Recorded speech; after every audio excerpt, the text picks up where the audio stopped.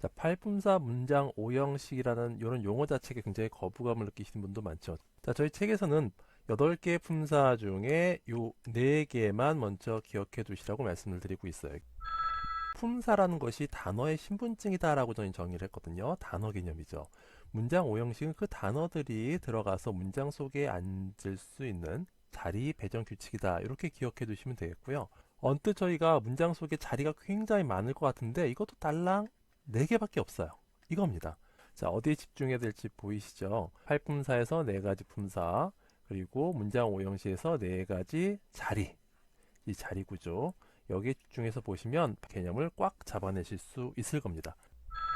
자, 타동사, 자동사는 개념 자체는 아주 간단하고 어려울 게 없습니다. 근데 실제로 타동사하고 자동사에 익숙해지는 게 만만치 않은 이유는 어떤 동사는 타동사로만, 어떤 동사는 자동사로만 쓰이고요. 또 같은 동사가 타동사로도 쓰이고 자동사로도 쓰이고 그때마다 의미가 조금씩 달라지는 경우가 많기 때문에 이거를 단어마다 다, 동사마다 다 외워서 해결한다는 거는 현실적으로 굉장히 어려움이 있죠.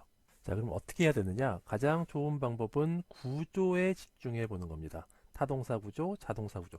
구조 자체가 이미 어떤 의미를 갖게 되는지를 알려준 힌트를 갖고 있거든요.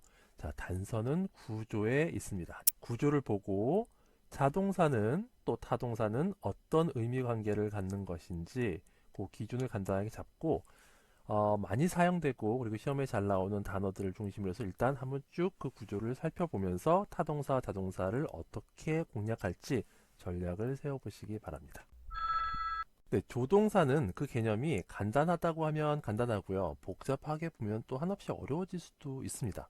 저희가 근데 최대한 간단하게 조동사란 것이 무엇이냐라고 정의를 한다면 저희가 생각하는 가장 중요한 부분은 조동사는 동사가 아니다라는 개념으로 접근하는 것이 가장 좋다라고 생각해요. 그게 무슨 뜻이냐면 조동사는 그냥 동사를 돕는 조수일 뿐이지 문장 오형식에서 그 동사 자리에 혼자 달랑 딱 앉을 수 있는 동사 자리를 차지하고 앉을 수 있는 그런 자격은 없다라는 거죠. 자, 조동사는 결국에 이 동사 자리에 앉는 실제 진짜 동사를 돕는 조수의 역할을 하는데요. 2가지 방법으로 돕습니다. 동명사라는 것은 말 그대로요. 동사를 변신시켜서 명사처럼 쓰기 위해서 만든 구조입니다. 따라서 동사를 가지고 만들었지만 문장 속에서 역할은 동사가 아니라 명사 역할을 한다는 게 핵심인 거죠. 부정사도 동사를 가지고 만든 거예요. 아까 동명사는 명사 역할을 한다는 사실이 명칭에서 동명사라는 명칭에 드러나는데 부정사는 어떤 역할을 하는지 드러나지가 않죠. 어떤 역할을 하는지 정해져 있지 않다라고 보시면 됩니다.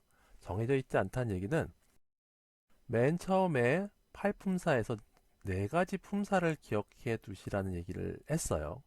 그때 동사, 명사, 그리고 부사 단어 이 4가지인데 바로 부정사는요. 동사를 변신시켜서 명사, 형용사, 부사 이 3가지 역할을 다 해낼 수가 있습니다. 하나로 정해져 있지 않아요. 그 역할이 하나로 정해져 있지 않고요. 이 3가지 역할을 다 해낼 수 있습니다. 그래서 부정사의 3가지 용법을 항상 저희가 용법이라는 말로 배우게 되는데 용법이라고 배우면은 좀 딱딱하고 어렵잖아요. 결국 이 말이 뭐냐면 부정사의 명사정법, 형용사정법, 부사정법이라는 것은 동사를 변신시켜서 to를 달고 투부정사가 되면 문장 속에서 명사, 형용사, 부사 역할 이 셋 중에 하나를 해낼 수 있다라는 의미입니다. 여기서 궁금한 점이 한 가지 생기죠. 동명사가 애당초에 명사 역할을 하는데 부정사도 명사 역할을 할 수 있다. 그렇다면 이 2가지를 구분할 수 있는 어떤 기준이 있겠죠. 필요하니까 역할이 겹치는 거겠죠. 어떤 차이가 있는지도 한번 책에서 확인을 해 보시고요. 실제로 시험에도 이거는 굉장히 잘 나오죠. 자, 영어 문법을 공부하시는 분들이 가장 어려워하는 부분이 바로 관계대명사인 것 같습니다. 부정사, 동명사, 분사까지는 어떻게 공부를 했는데 관계대명사에 와서 문법을 포기했다는 분들이 꽤 많아요. 그도 그럴 것이 관계대명사가 문장 속에 나오면 문장 구조가 좀 복잡해지고 좀 길어지는 경향이 있거든요. 그런데 사실 이거는 관계대명사를 왜 사용하는지 그 이유와 관계대명사가 등장했을 때 문장 구조의 특징 이 부분만 잘 이해하시면 오히려 관계대명사가 있기 때문에 내가 모르는 어떤 명사 단어가 툭 튀어나오고 굉장히 어려운 전문적인 명사 단어가 툭 튀어나왔을 때조차도 이 명사 단어의 뜻을 몰라도 사전을 찾지 않아도 이 지문을 계속 읽어나갈 수 있게 도와줄 수 있다. 관계대명사가 그런 역할을 해준다라는 것을 이해하고 나면 오히려 관계대명사가 굉장히 고맙게 느껴지실 거예요. 또 한 가지, 현대 영어에서는 가정법의 명칭, 그러니까 가정법 현재, 가정법 과거, 가정법 과거 완료 이런 명칭을 중요하게 보진 않아요. 그래서 사실 몰라도 상관이 없습니다.